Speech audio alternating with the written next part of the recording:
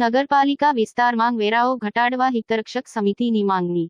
સત્તાધીશો દ્વારા 10 દિવસમાં નિર્ણય ન કરે તો વાંધા અરજીઓ આપવાની તૈયારી। કેશોદ શહેરમાં વસતા 40,000 થી વધારે ટેક્સપેયર મિલકત ધારકો પાસેથી સમગ્ર સૌરાષ્ટ્રમાં સૌથી વધારે બ વર્ગની નગરપાલિકા હોવા છતાં કેશોદ નગરપાલિકા દ્વારા વસૂલવામાં આવતો હોય કેશોદ હિતરક્ષક સમિતિના કન્વીનર રાજુભાઈ પંડ્યાએ વિરોધ નોંધાવી શહેરમાં છાવણીઓ ઊભી કરી વાંધા અરજીઓ એકઠી કરી રજૂઆત કરી હતી અને અચોક્કસ મુદતની ભૂખ હડતાલ શરૂ કરતાં અધિકારીઓ અને પદાધિકારીઓ દ્વારા વહીવટી પ્રક્રિયા કરી રાહત આપવા લેખિત બાંહેધરી આપી હતી।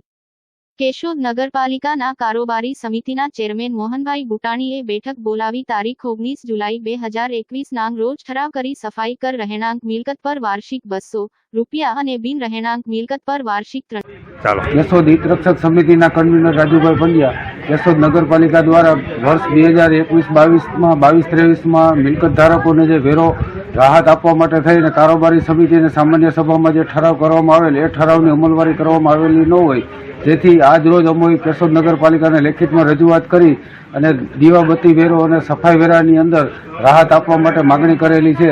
10 દિવસની અંદર નગરપાલિકા દ્વારા હકારાત્મક અભિગમ અપનાવી અને પ્રત્યુત્તર આપવામાં નહીં આવે તો 10 દિવસ બાદ કેશોદ શહેરના મુખ્ય વિસ્તારોની અંદર છાવણી ઊભી કરી વાંધા અરજીઓ એકઠી કરી અને અમે કેશોદ નગરપાલિકાના સત્તાધીશોને વાંધા અરજીઓ આપીશું અને આમ છતાં પણ જો ઉકેલ નહીં આવે તો ગાંધી ચિંધ્યા માર્ગે આંદોલન શરૂ કરીશું। જૂનાગઢ ભાજપના નગરસેવકનો વિરોધ। વોર્ડ નંબર 10 ના નગરસેવક હિતેશ ઉદાણી દ્વારા કરાયો વિરોધ। રામદૂલ બોલાવી કર્યો વિરોધ। પાયાના પ્રશ્ન બાબતે કરાયો વિરોધ। સ્થાનિક લતાવાસીના કેટલાક પરિવારને સાથે રાખી કર્યો વિરોધ। સોમવાર સુધીમાં સમસ્યાનું સમાધાન નહીં થાય તો ધરણાની ચીમકી અપાઈ। મેયર દ્વારા સત્વરે નિરાકરણનું આશ્વાસન અપાયું।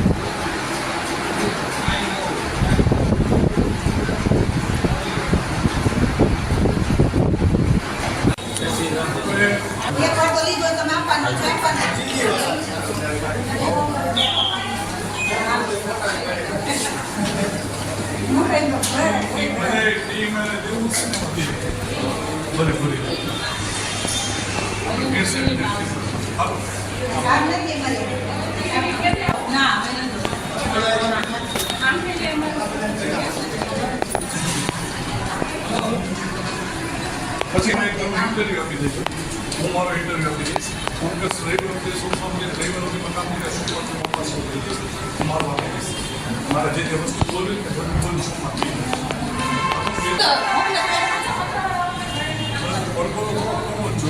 શું છે બેન અહીંયા ધક્કા જ ન પાડો નિયમ પ્રમાણે ધક્કા જ ન હોય કારણ કે એને કામ થાય સંસ્થામાં એ લોકોને પગાર એટલો મળે ને સંસ્થામાં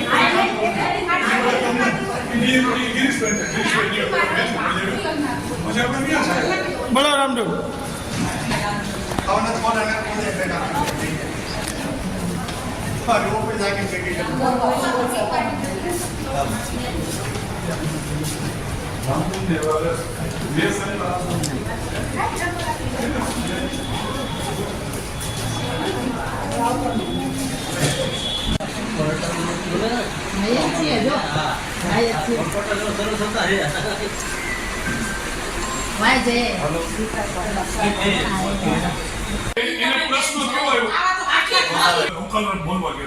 કમિશનર મેં બધી રજૂઆત કરી મને કે પાણીની પાઇપલાઇન નવી આવે ને તો આપણે કઈ વસ્તુ સાહેબ તાત્કાલિક કરાવો 2-4 દિવસમાં એ ગલી પૂરતી પાણીની પાઇપલાઇન નાખી દો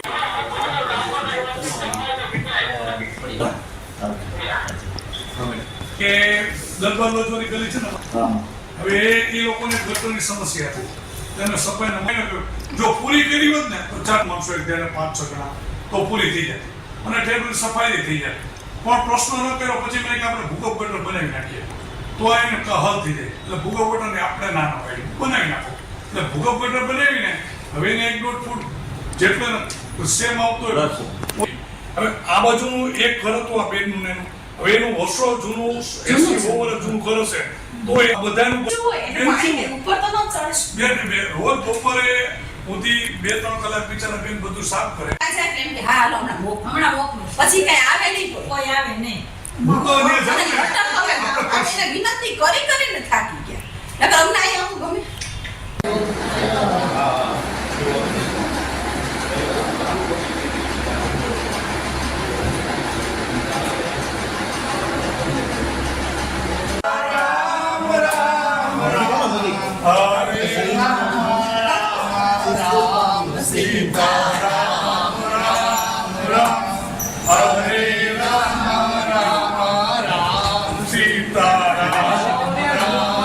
ભેગા થઈ જાઓ, ભેગા આવી જાઓ ને.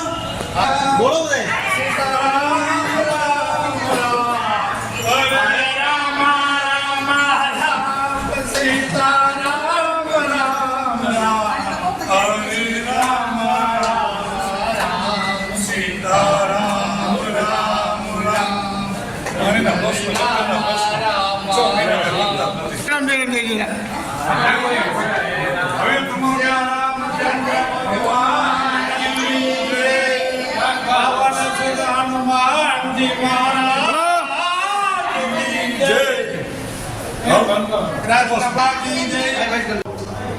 મારું નામ મહેન્દ્રભાઈ બી જોશી છે. હું દરબાર લોકવારી ગલીમાં રહું છું, ધરમ એપાર્ટમેન્ટમાં.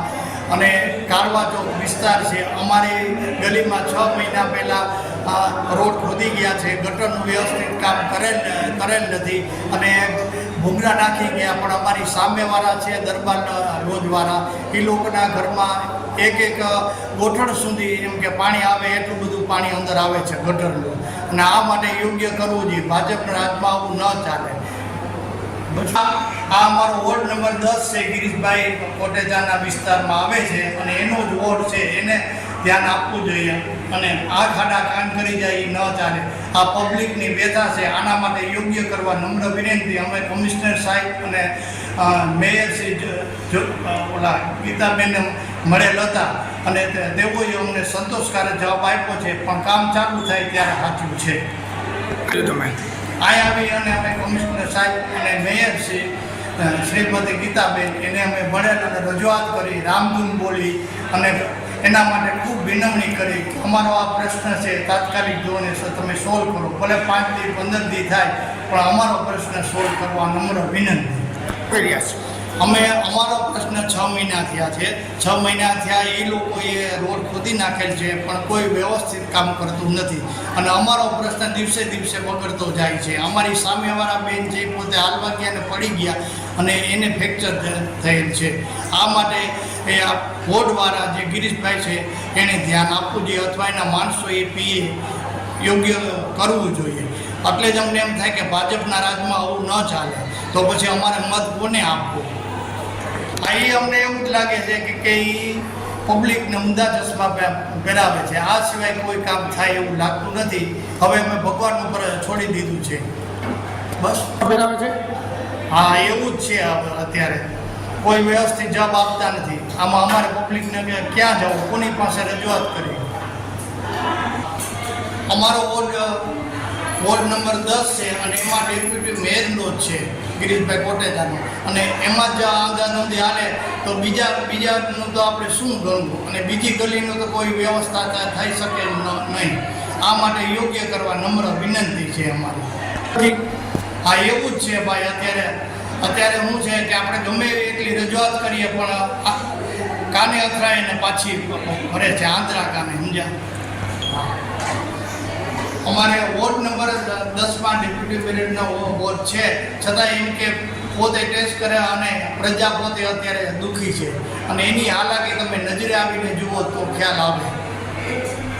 વોર્ડ નંબર 10ની પ્રજા રામ રાજ્ય છે અને પ્રજા અત્યારે દુઃખી છે. ભાજપના રાજમાં આવું ન ચાલે. અમારી માગણી છે કે રોડ વ્યવસ્થિત થઈ જાય અને ગટરમાંથી વ્યવસ્થિત પાણી જાય અને બીજા લોકોને હેરાનગતિ શેરીવાળા ન પડે એટલી જ અમારે નમ્ર વિનંતી છે. હા, એવું જ છે. જ્યારે ચૂંટણી નજીક હોય ત્યારે પોતે ઘેરે આવી અને આપણને એમ કે અમને મત આપજો, અમે તમારું ધ્યાન રાખશું. પણ 5 વર્ષ સુધી કોઈ દેખાતા નથી એના પીએ આવતા નથી મેયર આવતા અને અમારે હાલાકી ભોગવી પડે છે. 5 વર્ષ સુધી કોઈ સામું જોતા નથી. ચૂંટણી આવે ત્યારે જ દેખાય છે. આ વખતે હું છે ને ભાઈ એ મત ઉપર આવ્યો છું કે આ વખતે કામ થઈ જાય તો ઠીક છે, નહીંતર પછી આ વખતે ચૂંટણી આવશે ત્યારે હું કોઈને પણ મત નહીં આપું, કોઈ પક્ષને નહીં, ભાજપ નહીં, કોંગ્રેસ નહીં. અને છેલ્લું જે બટન હશે એ હું બટન દબાવીશ એટલે કોઈને મત પડશે નહીં. એ મારો સ્પષ્ટ મત છે. Hiteshbhai Udani ward number 10 corporator. આજે દરબાર-લોજવાળી ગલીમાંથી બહેનો બધા આવ્યા હતા. આવી રીતે જુદા જુદા વિસ્તારમાંથી પાણીની સમસ્યા છે, ગટરની સમસ્યા છે, બહેનો બધા આવવા માગે છે. પણ મેં એને કીધું હું રજૂઆત કરું છું, પણ અહીંના અધિકારીઓ કોઈ એમાં ધ્યાન આપતું નથી. મેં ઘડીએ રજૂઆત કરી પણ રજૂઆતમાં કોઈ ધ્યાન આપતું નથી. એટલે મારે એવી પરિસ્થિતિ અત્યારે સર્જાણી છે કે હું જો આ બાબતમાં ક્યાંય ધ્યાન નહીં, મારા સાથી કોર્પોરેટર તરીકે જે અત્યારે ડેપ્યુટી મેયર છે જે ગિરીશભાઈ છે, જો હું આ પ્રશ્ન બધા લઈને આવતો હોય તો એક જ બધા અમારા કોર્પોરેટરના સાથનો જ પ્રશ્ન કહેવાય. હવે આ પ્રશ્નમાં એના કોઈ અધિકારીઓ આ બાબતમાં ધ્યાન આપતા નથી. અને જ્યાં હું રજૂઆત કરું છું એ આ રજૂઆતને મહિનો દી થાય, 15 દી થાય, 6 મહિના નીકળી જાય, કોઈ કામ કરતું જ નથી. જો આવું ને આવું રહેશે તો હું સોમવારથી કમિશનર સાહેબની ચેમ્બરે ધરણા પર બેસી જઈશ. અમારા જેટલા કામ છે, ગટરના ઢાંકણા બદલાવાના, આ ગટર નવી કરવાની, પાણીની પાઇપ, પાણી જ્યાં નથી આવતું, પાણી પોસ્તી મળે, એકત્ર પાણી બનતું હોય તો પોસ્તી પાણી મળે, એ બાબતની મેં બધી રજૂઆત કરી, છતાંય કોઈ ધ્યાન આપતું નથી. જો આ ધ્યાન નહીં આપવામાં આવે તો હું સોમવારથી અપસ્વ થઈ જશે. એનું કારણ છે કે અમે પ્રતિનિધિ તરીકે એમને ચૂંટ્યા છે, ફરિયાદ અમારી પર જ આવે, અમે એને મળવા જાય તો અમને એવી રીતે સવાલ કરે કે તમે લેખી દો, પણ એ પગારી લોકો લે છે. અમે તો પ્રજાનો હલ કરવાવાળા માણસો છીએ. પ્રજાનો પ્રશ્ન કેમ સોલ્વ થાય, પ્રજાની ભીડા કેમ રહે, એની માટે અમે કામ કરીએ છીએ. તો આ બાબતે તાત્કાલિક ધોરણે અહીંના જેટલા અધિકારીઓ છે એ કામ કરે એ મારી નમ્ર અપીલ છે. શું કહેશો? પ્રજાને બધાને પ્રશ્ન એ છે કે કોર્પોરેટર સાથે બધા આવે, કોર્પોરેટર વોર્ડમાં જતા હોય, પ્રશ્ન કોઈ સોલ્વ થતા નથી. અહીંના જે અધિકારીઓ છે બધા કોઈ જવાબ દેતું નથી. અમે તો અહીંયા ખાલી ચૂંટાઈને આવ્યા ને એટલું જ છે, અમારે કોઈના કોઈ વેલ્યુ જ નથી એવું અમને દેખાય. હું Hiteshbhai Udani, ward number 10 corporator. દરબાર-લોજવાળી ગલીમાંથી બધા બહેનો આવ્યા હતા. આજે એ લોકોને 6 મહિનાથી સમસ્યા છે ગટરની એની. હવે ત્યાં ભૂગર્ભ ગટર કરવામાં આવે પણ ભૂગર્ભ ગટરનું માપે બરોબર કર્યું નથી. એ લોકોની ફરિયાદ એવી છે બહેનોની. એટલે આજ આવ્યા એટલે પત્રકાર સામે એ લોકોએ રામધૂન બોલાવી અને કમિશનર સાહેબને મળવા ગયા હતા, પણ કમિશનર સાહેબ હાજર નહોતા એટલે ડીએમસી સાહેબને મળ્યા. ત્યાંથી પછી અમે મેયર સાહેબને મળવા ગયા અને એને રજૂઆત બધી કરી. એટલે એને ખાતરી આપી જો આ કામ તાત્કાલિક ધોરણે ચાલુ થશે, પણ તાત્કાલિક ધોરણ ચાલુ થાય અને પાણીની પાઇપલાઇન નવી આવે અને તાત્કાલિક ધોરણ રોડ બને એવી મારી સમસ્યા છે. ત્યાંની એ સોલ્વ થાય, કારણ કે ચોમાસું માથે છે, ઉપરવાસનો વિશ્વાસ છે, બધું પાણી ત્યાં આવી જાય. એને કારણે જો આ કામ કરવામાં નહીં આવે તો હું સોમવારથી કમિશનર સાહેબની ચેમ્બરે ધરણા પર બેસી જઈશ. જૂનાગઢ માળિયાહાટીના તાલુકાના ગળોદર ગામના આર્મીમેન શહીદ થતાં તેમના પાર્થિવ દેહને વતન ખાતે લાવી આર્મી જવાનો દ્વારા સલામી અપાય.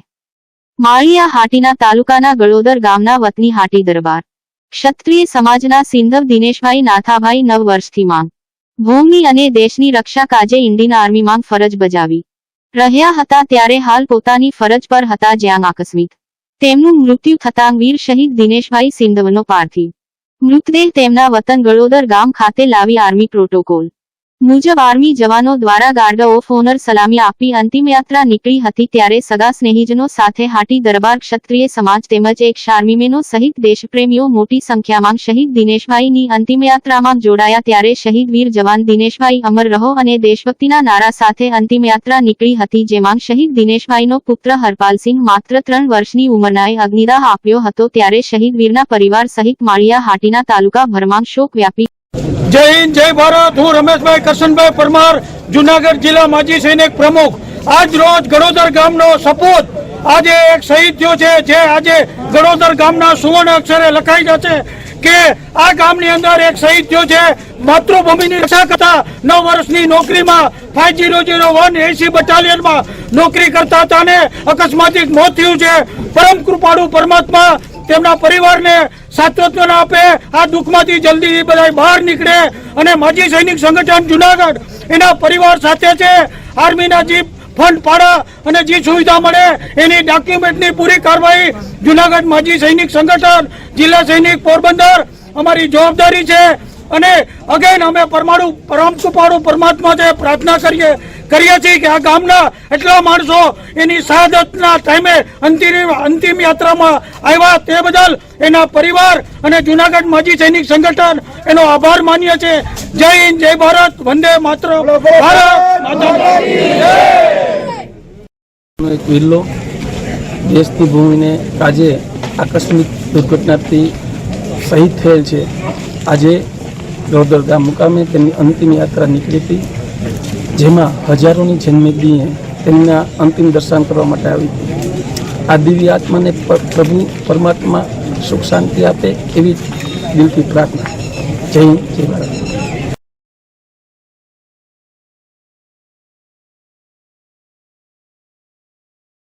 જૂનાગઢ શહેરમાં આજે વરસાદીય માહોલ બાદ ફરી પાછી જૂનાગઢ શહેરમાં ગરમી વધી જતા ગરમીનો પારો 44 ડિગ્રી તાપમાન થતા જૂનાગઢ શહેરના માગનાથ રોડ, માલીવાડા રોડ, પંચાયતી ચોક, હવેલી ગલી, આઝાદ ચોક, તળાવ દરવાજા સહિતના વિસ્તારો બન્યા સુમસામ. ઠંડા પીણા પીને લોકો ગરમીથી રાહત અનુભવી રહ્યા છે.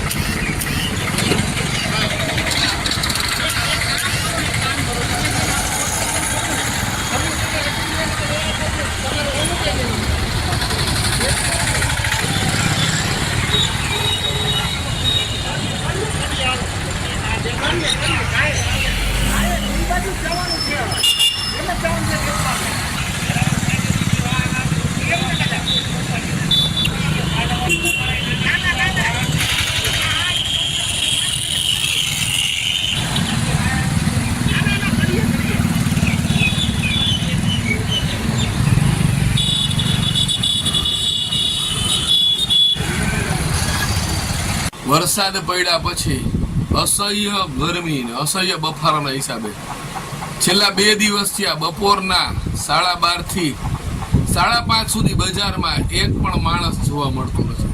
તમે ઉપરથી દડો નાખો ને પટેલ રસ પાસે તો નીચે ભરવાડ ચાવાળાની દુકાન સુધી પહોંચી જાય દડો, રસ્તામાં ક્યાંય ઊભો ન રહે એવી ગરમી છે.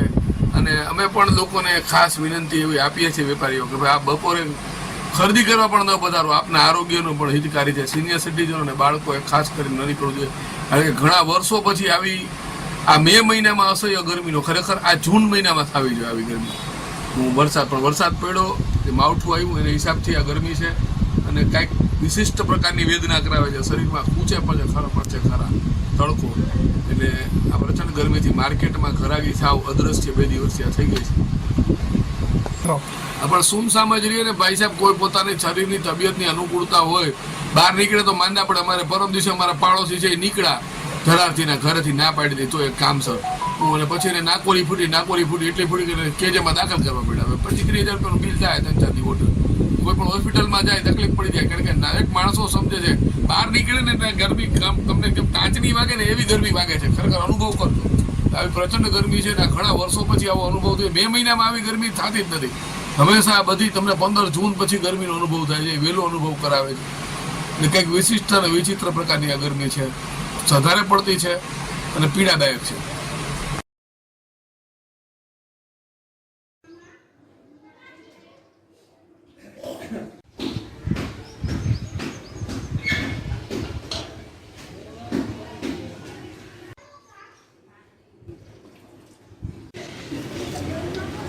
મોકલવા પડે અહીંયા.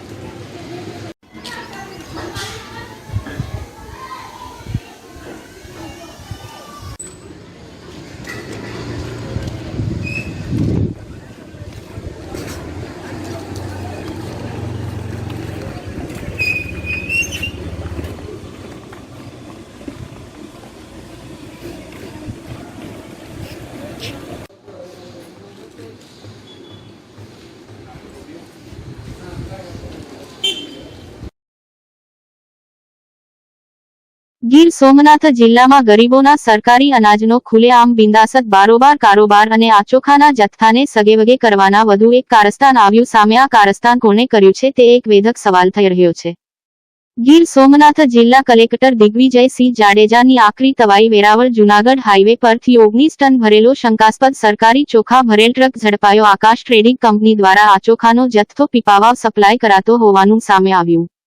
ગીર સોમનાથ જિલ્લામાં ચોખાની ખેતી થતી નથી તો પછી આટલો મોટો ચોખાનો જથ્થો ક્યાંથી આવ્યો તે એક વેધક સવાલ છે કે આ આકાશ ટ્રેડિંગ નામની કંપનીના સંચાલકો આ ચોખા ક્યાંથી લાવ્યા અને આ ચોખાનો જથ્થો ભરેલો ટ્રક કોને સપ્લાય કરવાનો હતો તે પણ સામે આવી ગયું છે. આ ચોખાનો જથ્થાનો માલનો આ ટ્રક ક્યાંથી ભરાણો, કયા આ ટ્રક માલ ખાલી કરવા જવાનો હતો તે મુદ્દાની આગળની કાર્યવાહી હાથ ધરવામાં આવી રહી છે. અવારનવાર જૂનાગઢ જિલ્લામાંથી પણ ગેરકાયદેસર જથ્થો તાજેતરમાં ઝડપાયો હતો. આવી રીતે અવારનવાર સરકારી અનાજને બારોબાર કાળો કારોબાર થતો હોય તેવું લોકો દ્વારા ચર્ચાઈ રહ્યું છે.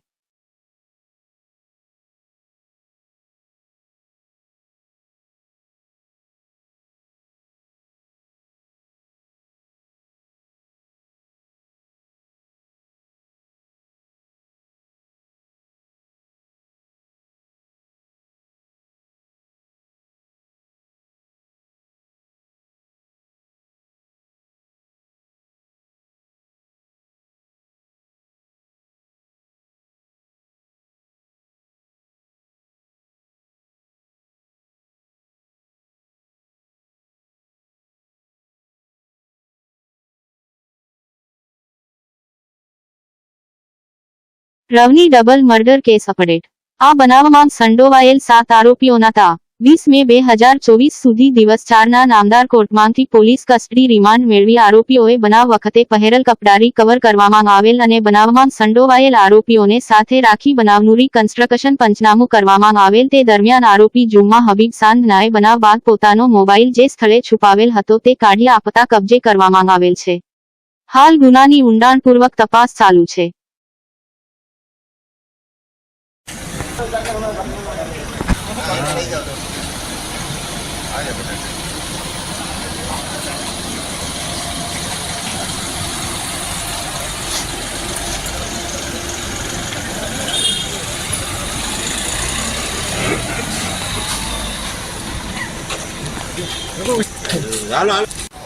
લાઈટ નથી સાહેબ, લાઈટ નથી અહીંયા, ડાર્ક આવે.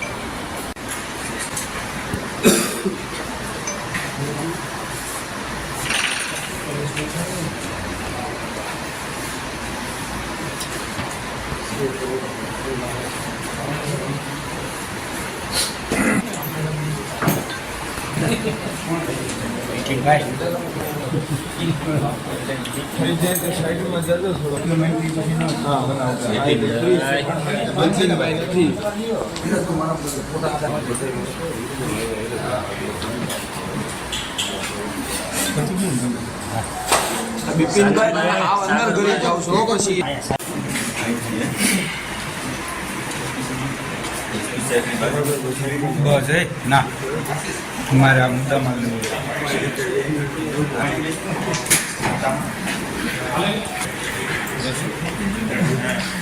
થઈ ગયું.